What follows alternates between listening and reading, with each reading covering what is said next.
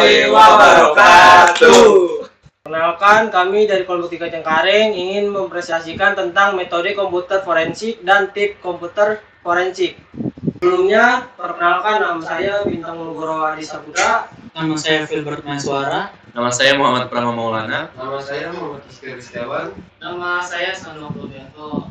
Kita masuk ke latar belakang. Komputer forensik merupakan disiplin ilmu yang berkembang pesat seiring dengan meningkatnya kejahatan digital seperti peretasan, pencurian data, dan penyalahgunaan sistem. Modul ini membahas metode, tahapan, tantangan, serta penerapan praktis komputer forensik untuk mengidentifikasi, menganalisis, dan melestarikan bukti digital secara sah dan sistematis. Berikutnya ketujuannya. Setelah mempelajari materi ini, peserta diharapkan mampu memahami komponen utama dalam model komputer forensik, menjelaskan tahapan investigasi digital, menerapkan prinsip penanganan bukti yang benar, serta menyadari tantangan dan etika dalam praktik forensik modern. Selanjutnya, kita masuk ke komponen model forensik. Komputer forensik terdiri dari 3 komponen utama. Pertama itu manusia, seperti eksaminer dan investigator yang memiliki keahlian teknis. Yang kedua itu peralatan, baik perangkat lunak seperti Ncash maupun perangkat keras seperti write blocker. Yang ketiga itu aturan atau protokol hukum dan etika yang menjamin validitas bukti. Kolaborasi ketiganya ini menentukan keberhasilan investigasi. Selanjutnya kita ke tahapan komputer forensik. Yang pertama itu pengumpulan data dengan teknik akuisisi yang aman untuk menjaga keaslian bukti. Yang kedua itu pengujian untuk mengekstrak data tersembunyi atau terhapus. Yang ketiga itu analisis mendalam untuk menghubungkan bukti dengan kasus. Yang keempat itu pelaporan hasil investigasi secara jelas dan terstruktur untuk kebutuhan hukum. Selanjutnya, prinsip umum pelaksanaan forensik.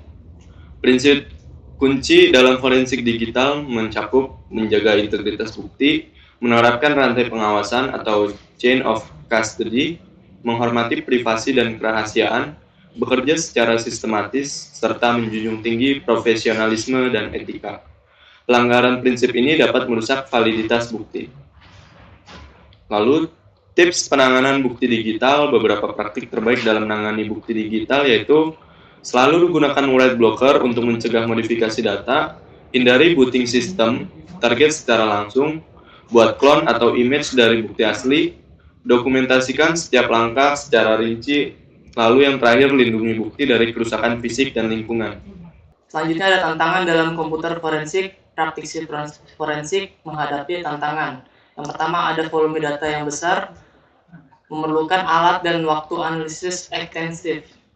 Kedua ada enkripsi yang menyulitkan akses terhadap bukti krusial. Ketiga ada komputasi awan dengan data terbesar di berbagai yurisdiksi.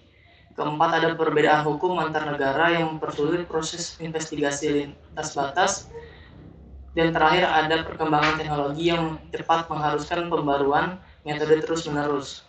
Selanjutnya ada penerapan di berbagai bidang komputer forensik. Yang pertama ada penegakan hukum untuk mengungkap kejahatan cyber seperti penipuan atau pornografi anak.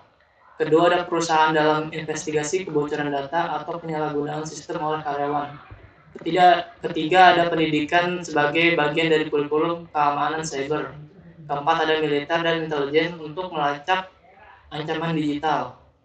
Dan terakhir ada lembaga keuangan guna mendeteksi transaksi mencurigakan atau pencucian uang. Selanjutnya ada etika dan tanggung jawab etika profesional dalam forensik digital.